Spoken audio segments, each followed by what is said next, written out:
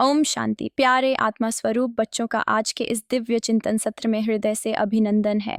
आज है 13 सितंबर 2025 और हम सब मिलकर बाप दादा के मधुबन से आए मधुर महावाक्यों का श्रवण करेंगे। आज की मुरली में बाबा हमें एक गहरी और बेहद सुंदर मिसाल के माध्यम से हमारी आध्यात्मिक स्थिति को जांचने का मार्ग दिखाते हैं। बाबा कहते हैं, जिस तरह यदि सुई पर जंग या कट लग जाए तो चाहे कितना भी शक्तिशाली चुंबक हो वह उसे आकर्षित नहीं कर पाता, उसी प्रकार जब आत्मा रूपी सुई जन्म जन्मांतरों के विकर्मों से मलिन हो जाती है तो हम उस परम पिता परमात्मा जो स्वयं ज्ञान सागर और सर्वोच्च चुंबक हैं उनके प्रेम और आकर्षण की अनुभूति नहीं कर पाते। लेकिन बाबा हमें आज इस बोझ को उतारने की सहज और सरल विधि सिखा रहे हैं, समझा रहे हैं कि इस संगम युग पर कैसे पुरुषार्थ कर हम व्यर्थ बातों से मन को निकालकर कर्मातीत स्थिति प्राप्त करें और अपनी बुद्धि को सिर्फ एक बाप की याद में जोड़ें। आइए इस अमृतमय वर्षा में स्वयं को पूरी तरह समर्पित करते हैं और बाबा की इन दिव्य शिक्षाओं को अपने जीवन का हिस्सा बना लेते हैं। आज की मुरली हमें एक गहरी और प्रेरक शिक्षा देती है। बाबा समझाते हैं कि प्यारे बच्चे, सबसे पहले यह विचार करो कि आत्मा पर चढ़ी हुई कट यानी जंग को कैसे उतारना है। जब तक सुई पर जरा सी भी जंग लगी रहेगी तब तक सबसे शक्तिशाली चुंबक भी उसे अपनी ओर खींच नहीं पाएगा। इसी प्रकार जब आत्मा जन्म जन्मांतर के कर्मों से मलिन हो जाती है तब परमपिता परमात्मा जो अनंत शक्ति और आकर्षण के स्रोत हैं उनके साथ आत्मिक खिंचाव का अनुभव नहीं हो पाता। इसीलिए बाबा हमें जागरूक करते हैं कि सबसे अहम पुरुषार्थ यही है, अपने भीतर की कट को साफ कर आत्मा को चमकदार बनाना, ताकि परमात्मा प्रेम और स्मृति का खिंचाव सहजता से अनुभव किया जा सके। आज की मुरली में बाबा हम बच्चों के सामने एक गहन प्रश्न रखते हैं। पुरुषोत्तम संगम युग पर तुम्हें श्रेष्ठ आत्मा अर्थात पुरुषोत्तम बनने के लिए कौन सा पुरुषार्थ करना है? इसका उत्तर स्वयं बाबा स्पष्ट करते हैं। वे कहते हैं, असली पुरुषार्थ है कर्मातीत अवस्था को पाना, जहाँ किसी भी प्रकार के कर्म या संबंध हमारी बुद्धि को अपनी ओर न खींचें।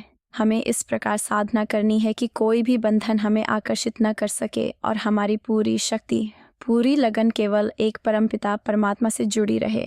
दिल किसी से भी उलझे नहीं, मन व्यर्थ बातों की दौड़ धूप में न फंसे। बाबा हमें समझाते हैं कि अपना कीमती समय तुच्छ झगड़ों और छोटी मोटी बातों में गंवाना व्यर्थ है। वास्तविक साधना यही है कि हर क्षण स्मृति में रहो, अभ्यास करो और अपनी आत्मा को इतना निर्मल बना दो कि केवल एक की याद ही तुम्हारा जीवन बन जाए। ओम शांति। प्यारे आत्मा रूपी बच्चों, यह गीत तुमने शरीर के माध्यम से सुना। बाबा हमें आत्माभिमानी बनाने का पाठ पढ़ा रहे हैं और इसी कारण हमें आत्मा का सच्चा ज्ञान भी मिल रहा है। इस दुनिया में शायद ही कोई ऐसा इंसान हो जो आत्मा के वास्तविक स्वरूप को जानता हो, और जब आत्मा का ही ज्ञान नहीं है तो परमात्मा का सच्चा परिचय कैसे संभव हो सकता है। यही कारण है कि स्वयं परमपिता परमात्मा आकर हमें समझाते हैं, आत्मा को शरीर के बिना कोई भी कार्य नहीं करना आता, इसलिए शिक्षा भी इसी तन के माध्यम से मिलती है।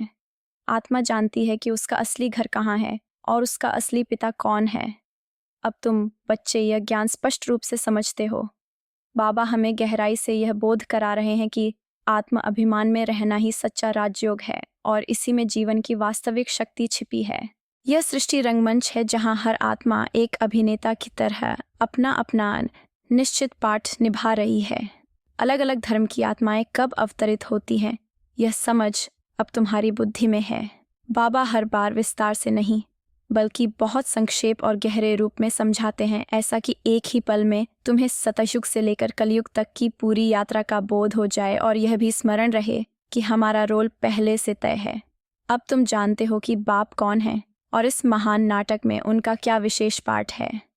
वही है सर्वश्रेष्ठ, सबको सद्गति देने वाले, दुख हरने वाले और सुख के स्रोत। भारत में शिव जयंती विशेष रूप से मनाई जाती है क्योंकि यह वास्तव में सभी जयंतियों में सर्वोच्च है।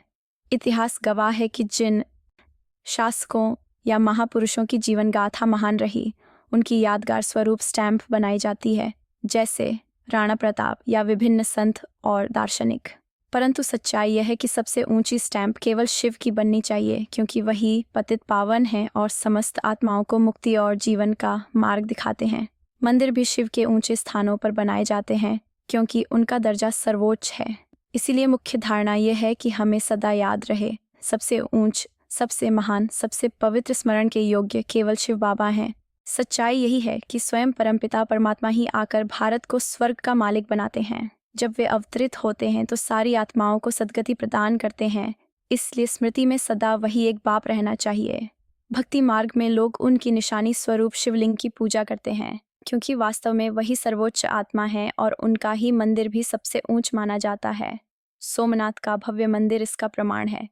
लेकिन आज तमो प्रधान अवस्था में पहुंचे भारतवासी यह तक नहीं जानते कि शिव वास्तव में कौन है जिनकी वे पूजा करते हैं और उनका असली कार्य क्या है। इतिहास में राणा प्रताप जैसे वीरों ने भी पराक्रम किया, परंतु उनकी लड़ाइयाँ हिंसा से भरी थीं। आज के समय में तो मनुष्य दोगुनी हिंसा में फंसा है, एक ओर शारीरिक युद्ध और दूसरी ओर विकारों की कटारी चलाना। इसके विपरीत वास्तविक अहिंसा का प्रतीक है लक्ष्मी नारायण, जो डबल अहिंसक जीवन के आदर्श स्वरूप हैं। जब मनुष्य को संपूर्ण और सही ज्ञान प्राप्त होता है तभी उसकी पहचान और स्मृति अमर बनती है। सतयुग में भी यदि किसी की स्टैंप निकली होगी तो वह लक्ष्मी नारायण की ही रही, क्योंकि उस समय शिव बाबा का ज्ञान प्रकट रूप में नहीं होता। फिर भी यह स्मरण रहना चाहिए कि सर्वोच्च और अविनाशी तो त्रिमूर्ति शिव ही हैं, क्योंकि वही भारत को अविनाशी राज सिंहासन प्रदान करते हैं और स्वर्ग की स्थापना करते हैं। दुर्भाग्यवश माया बार बार आत्माओं को भुला देती है कि परमपिता परमात्मा ही हमें स्वर्ग का मालिक बना रहे हैं। इस भूल के कारण भारतवासी युगों युगों तक भक्ति और अज्ञान में उलझे रहे। आज भी अधिकतर लोग नहीं जानते कि शिव बाबा का वास्तविक कार्य क्या है और शिव जयंती का असली अर्थ क्या है। यह ज्ञान केवल वही एक बाप आकर समझाते हैं और कोई नहीं। इसलिए हमें अपने जीवन की गहराई से जांच करनी है कि कितनी बार हम इस श्रेष्ठ स्मृति से चूक जाते हैं और कितनी बार बाबा की इस महान शिक्षा को भूलकर व्यर्थ में उलझ जाते हैं। अभी परमपिता परमात्मा स्वयं हम बच्चों को यह गहन शिक्षा दे रहे हैं कि दूसरों पर दया करो और अपने ऊपर भी सच्ची रहमदिली रखो। जैसे कोई टीचर निस्वार्थ भाव से विद्यार्थियों को पढ़ाता है, वैसे ही बाबा भी हमें पढ़ा रहे हैं और यही उनकी करुणा है। परंतु यह साधारण पाठशाला नहीं है, बल्कि इसे तो विश्व की सबसे महान यूनिवर्सिटी कहा जा सकता है। दुनियावी कॉलेज और यूनिवर्सिटियां सीमित दायरे तक ही ज्ञान देती हैं, लेकिन यह दिव्य यूनिवर्सिटी अद्वितीय है, क्योंकि यहाँ पढ़ाने वाले स्वयं परमपिता परमात्मा हैं, जो संपूर्ण विश्व को सद्गति और जीवन मुक्ति प्रदान करते हैं। केवल इस एक शिक्षा संस्थान के द्वारा आत्माएं सच्ची शांति और सुख का अनुभव कर सकती हैं। बाबा हमें ऊंचे दृष्टिकोण से यह समझा रहे हैं कि यह पढ़ाई कितनी अनुपम और अनमोल है, जिसे अपनाकर हम अपने जीवन को श्रेष्ठ बना सकते हैं। ये पूरा विश्व ही एक विशाल यूनिवर्सिटी की तरह है, इसलिए बाबा हमें भरोसा दिलाते हैं, डरो मत। ये केवल समझने और समझाने की बात है। कभी कभी आपातकाल की स्थिति में लोग किसी की बात सुनते भी नहीं और तब व्यवस्था केवल जनता द्वारा ही चलती है। वास्तव में किसी भी धर्म में शुरुआत से राज सत्ता नहीं होती। धर्म स्थापक आते तो हैं केवल धर्म की नींव रखने, और जब अनुयायियों की संख्या लाखों में पहुंचती है तब जाकर वहां सत्ता स्थापित होती है। लेकिन यहाँ तो स्वयं परमपिता परमात्मा आकर पूरे विश्व के लिए राज सत्ता की नींव रख रहे हैं। इस पुरुषोत्तम संगम युग पर दैवी राजधानी की स्थापना हो रही है। बाबा हमें गहराई से यह भी समझाते हैं कि जब लोग श्री कृष्ण, श्री नारायण, श्री राम आदि के चित्र काले दिखाते हैं तो उसके पीछे क्या रहस्य है। वास्तव में श्री कृष्ण को श्याम सुंदर क्यों कहा गया? क्योंकि वे पहले सुंदर, दिव्य और गोरे थे, लेकिन समय के प्रभाव से श्याम कहलाए।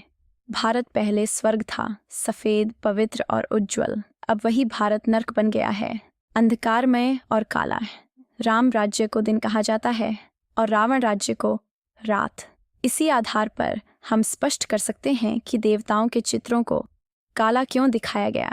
बाबा हमें बैठाकर बड़ी स्पष्टता से समझाते हैं कि तुम इस समय पुरुषोत्तम संगम युग पर हो, जहां तुम्हें श्रेष्ठ से श्रेष्ठ आत्मा बनने का पुरुषार्थ करना है।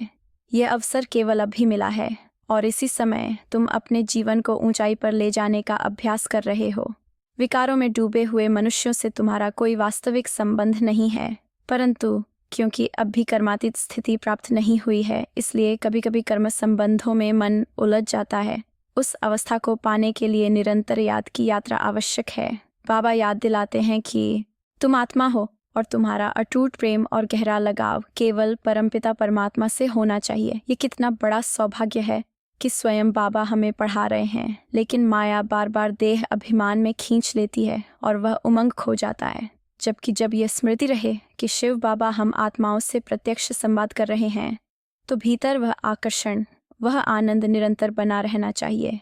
इसी बात को समझाने के लिए बाबा फिर वही सुई और चुंबक का उदाहरण सामने रखते हैं। बाबा समझाते हैं कि जिस सुई पर बिल्कुल भी जंक या कट न लगी हो, वह चुंबक के सामने रखते ही तुरंत अपनी ओर खींच जाएगी। लेकिन यदि सुई पर थोड़ी भी कट लगी हो, तो चाहे कितना भी शक्तिशाली चुंबक हो, खिंचाव महसूस नहीं होगा।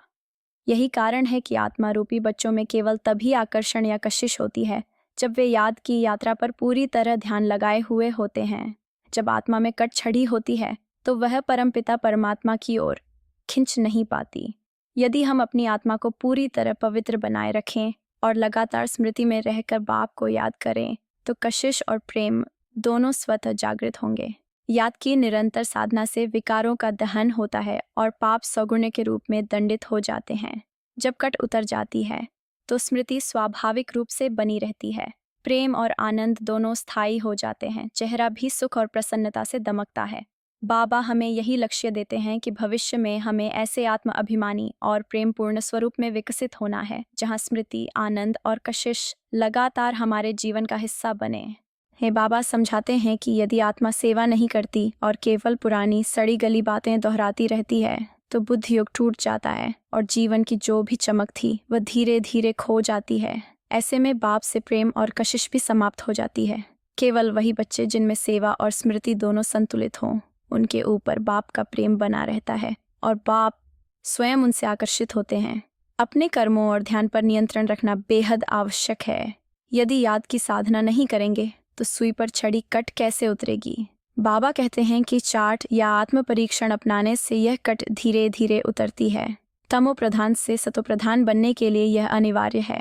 ध्यान रहे, कट उतरती भी है और कभी कभी फिर चढ़ती भी है, और यदि बाप को याद नहीं रखा गया तो पाप और उसके 100 गुना परिणाम सामने आते हैं। ऐसे कर्म जो कट को और बढ़ा दें, उन्हें करना वर्जित है। इसलिए पहले अपनी कट को उतारने पर ध्यान दें, तभी तुम बाप के पास प्रेम पूर्वक पहुंच सकते हो, बिना किसी दंड या बाधा के। बाबा हमें कितनी स्पष्टता और गंभीरता से चेतावनी दे रहे हैं कि हमें अपना चार्ट पूरी ईमानदारी और सचेत होकर रखना होगा। यदि हम ध्यान नहीं देंगे, तो बाप यही समझेंगे कि हमारी तकदीर में सफलता नहीं है। केवल योग्यताएं और श्रेष्ठ चरित्र ही काम आते हैं। लक्ष्मी नारायण के चरित्र तो आदर्श हैं, और वर्तमान समय के मनुष्य उनके सामने अपने चरित्र की परीक्षा देते हैं। ज्यादातर लोग शिव बाबा को पहचानते ही नहीं, और जो अपने मार्ग की तलाश में सन्यासियों के पास जाते हैं, वे भी केवल आंशिक मार्गदर्शन पाते हैं। असली सद्गति देने वाला तो केवल परमपिता परमात्मा है। बाप ही स्वर्ग की स्थापना करते हैं, इसलिए यदि उनका मार्ग नहीं अपनाया तो नीचे ही गिरना तय है। मनुष्य अक्सर समस्याओं और अंधकार में फंसकर स्वयं को गहरे खड्डों में डाल लेते हैं, जबकि यदि वे पतित पावनी गंगा की तरह पवित्र साधना में बैठें, तो मन और आत्मा स्वच्छ हो जाएंगे। शांति और मुक्ति केवल वहीं मिलती है जहां आत्मा अपने घर निर्वाण धाम में स्थिर होती है। भक्ति मार्ग में तपस्या और कर्म तो होते हैं, परंतु पुरुषोत्तम संगम युग में बाप स्वयं आते हैं और केवल वही आत्मा को शुद्ध करके जीवन मुक्ति और मुक्ति प्रदान कर सकते हैं। जो मेहनत करेंगे वे राज्य करेंगे, जो नहीं करेंगे उन्हें दंड भोगना पड़ेगा। बाबा ने प्रारंभ में साक्षात्कार कराया और भविष्य में भी अनुभव होंगे कि यदि हम श्रीमत पर न चलें तो परिणाम वही होंगे जो अब हम देख रहे हैं। बाबा समझाते हैं कि बच्चों को कल्याणकारी बनना है और उन्हें स्वयं बाप और रचना का परिचय देना है। जैसे सुई को मिट्टी के तेल में डालने से उस पर जमी कट उतर जाती है, उसी प्रकार बाप की स्मृति में रहने से भी आत्मा की कट धीरे धीरे हटती है। यदि याद न रहे तो वह आकर्षण और प्रेम बाप में नहीं बल्कि मित्र संबंधों और बाहरी संग में चला जाता है। चंक लगी हुई चीजों के संग में समय बिताने से आत्मा पर भी कट चढ़ जाती है। इसलिए बाप आते हैं याद के माध्यम से आत्मा को पावन बनाने और कट उतरवाने के लिए। आधा कल्प में जो कट बढ़ जाती है वह बाप की स्मृति और बुद्धि योग से ही दूर होती है। बुद्धि जितना बाप के साथ जुड़ी रहेगी उतनी ही कट उतरती जाएगी। नई दुनिया का निर्माण भी इसी आधार पर होता है। सतयुग में प्रारंभिक अवस्था में केवल देवी देवताओं का छोटा सा झाड़ होता है, फिर क्रमशः वृद्धि होती है। इस ज्ञान और पुरुषार्थ के माध्यम से ही हम बाप के पास पहुंचते हैं। अन्य धर्मों के मार्गदर्शक ऊपर से आते हैं, पर यहाँ केवल तुम्हारी राजधानी, तुम्हारी आत्मा की स्थापना हो रही है। सारा विकास पढ़ाई और बाप की श्रीमत पर आधारित है। बुद्धि योग भले बाहर जाता रहे, फिर भी कट का असर होता है। जब बाप आते हैं तो वह सब हिसाब किताब चुकाकर जीवन में पूरी समाप्ति के साथ मार्गदर्शन देते हैं। यहाँ तक कि सन्यासी भी अपने अभ्यास के दौरान केवल सीमित समय तक ही स्मृति बनाए रख पाते हैं, जबकि बाप का मार्ग आत्मा को स्थायी पावनता और प्रेम की ओर ले जाता है। बाबा समझाते हैं कि बच्चे जानते हैं कि वर्तमान समय में हम सत का संग प्राप्त कर रहे हैं और अपनी पूरी स्मृति केवल अपने बाप में केंद्रित रखते हैं। भले ही हम मित्र संबंध और गृहस्थ जीवन के कार्यों से जुड़े हों, फिर भी बाप की याद में रहते हुए पवित्रता बनाए रखना और दूसरों को भी यही सिखाना हमारा उद्देश्य होना चाहिए। यदि तकदीर में लिखा होगा तो मार्ग स्वतः खुल जाएगा। जैसे ब्राह्मण कुल के बच्चे ही देवता कुल में जाते हैं, उसी तरह हमारे कर्म और चरित्र का महत्व अत्यधिक है।